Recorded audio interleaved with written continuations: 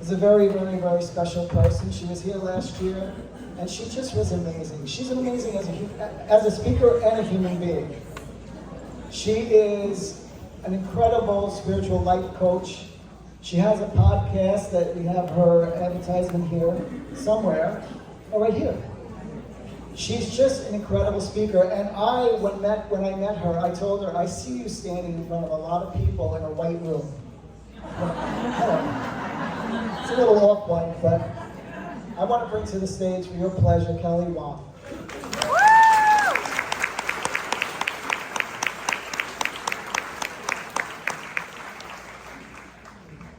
She's got a computer. He's very accurate with his readings because he told me that I was going to be speaking on a stage, and I said, absolutely never. It would happen. So. I want us to imagine that we're standing in a crossroad of life. One path has certainties, and the other path has uncertainties and setbacks. Which path would you choose? Of course, we would choose the path of certainties. But unfortunately, life just doesn't happen that way. We all don't wish to have setbacks. However, setbacks, failures, they're just a part of life. Every human has its challenges. Some are small, some are big.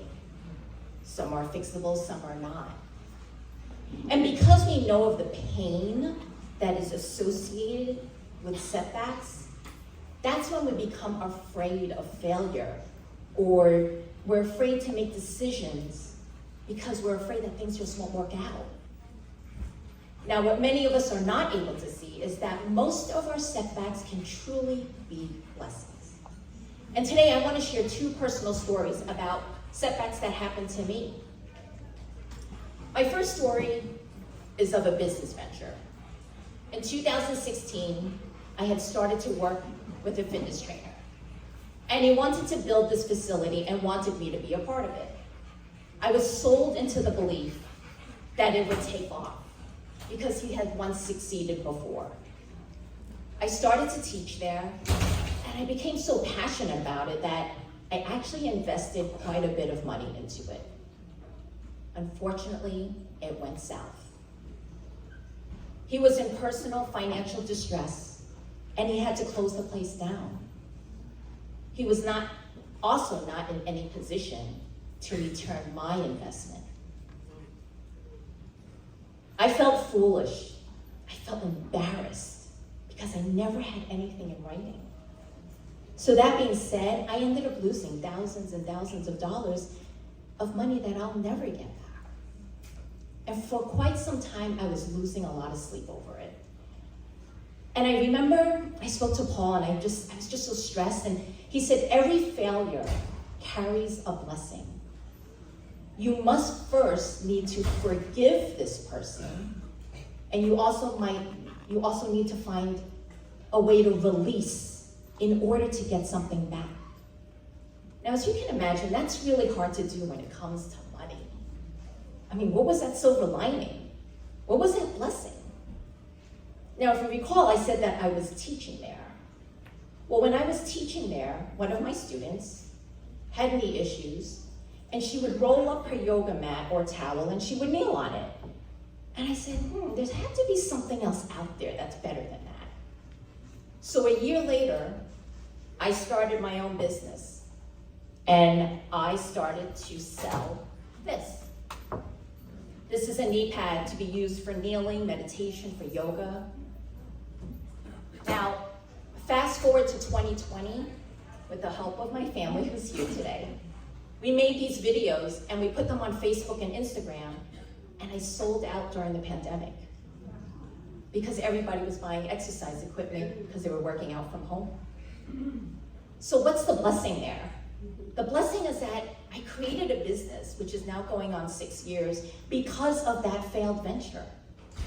Had I not had the opportunity to teach, to see that there was a problem to solve, I wouldn't have had this business. I got my money back and then some. But better yet, I had a business that I created from that experience. So what looked like failure turned into success for me. Now that was a business financial setback. Now I'm gonna share a personal setback that I faced many years ago. I was in a relationship and it lasted well over a decade.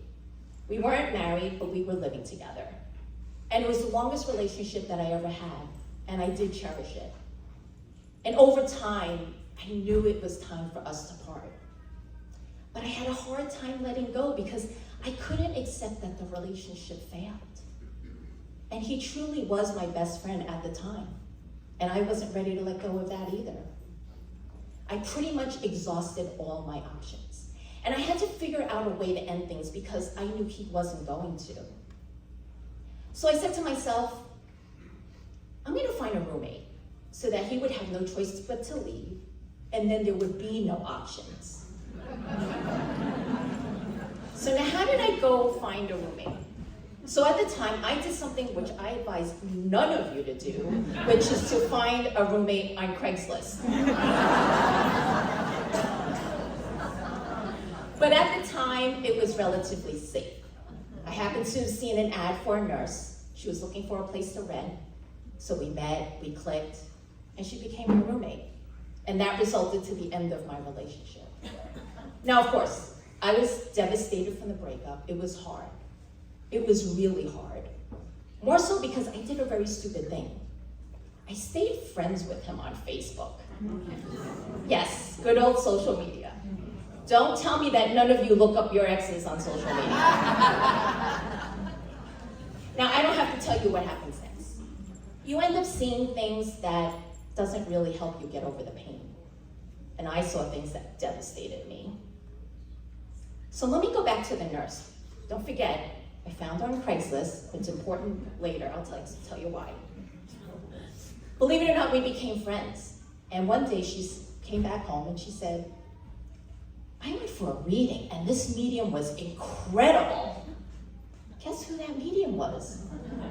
Paul Saladino. I was intrigued because I wanted to go do a reading with him because I had just ended my relationship and I was struggling with the pain. So I made the appointment, I met with Paul, and I expressed to him of my struggling past relationships.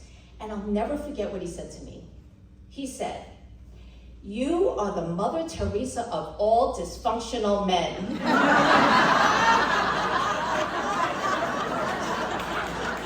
I can put you in a room of 100 men and you're gonna find that one dysfunctional one.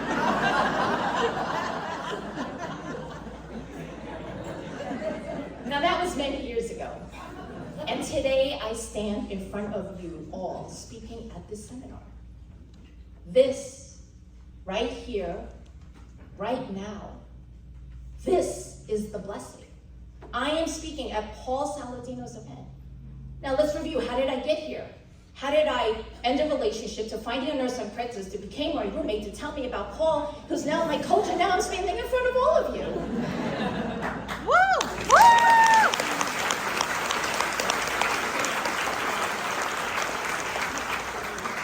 Had I not said enough is enough, who knows what could have happened? My life turned into a life-changing blessing for me. Now I couldn't see this in the midst of the pain, but I had to let things happen for the blessing to come to me. Remember, how did I come to this blessing? I took action towards something that wasn't working that has led me here today. Why do I share these stories with you? It's to show you that setbacks, failures, and mishaps are not the end. They are the beginning of something new, possibly something extraordinary. Life's greatest blessings comes dressed in our darkest moments.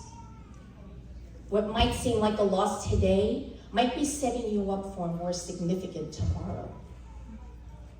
Falling forward isn't just about failing and moving on. It's about learning, growing, and transforming our failures into our most significant assets. And more importantly, they are a chance to discover hidden blessings. Each of us, in our own lives, will encounter failures. And they're gonna seem devastating at the time, but if we dig deep, we will find that seed of opportunity. I challenge each and every one of you to reflect on your failures and setbacks. Consider how they shaped you, how it's taught you, and how it's prepared you for the successes that lie ahead. Now, if you don't mind, I want to do something with you that I saw and it was just so powerful for me, and I hope it is for you as well. So you could close your eyes, take your hand to your heart, whatever you feel comfortable with.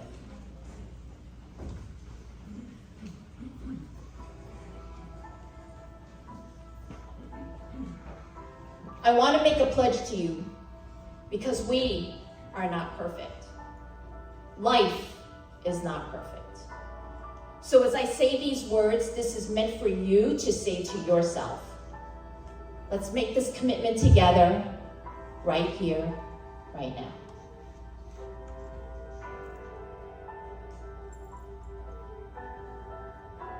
Dear self, I give myself permission to make mistakes.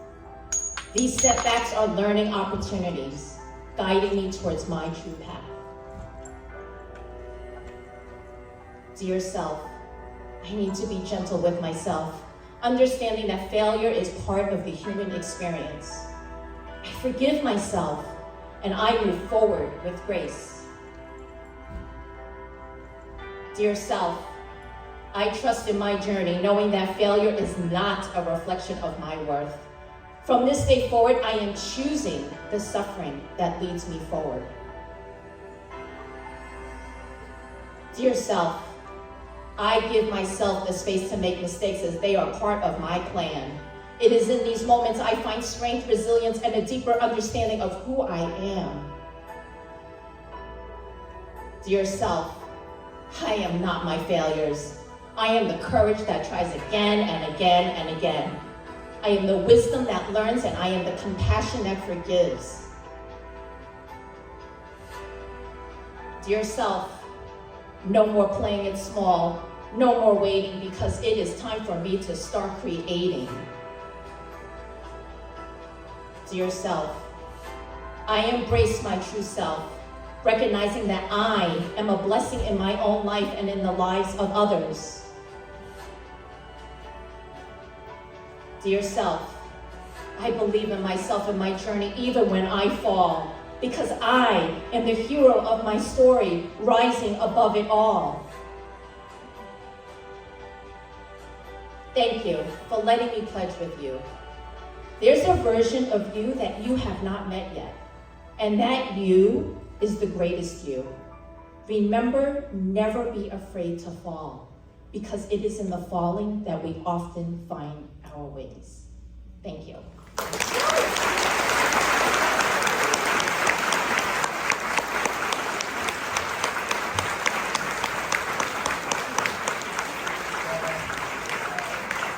Wow. I'm so glad I saw you in a white room instead of a grocery store or something. Oh my gosh, how wonderful.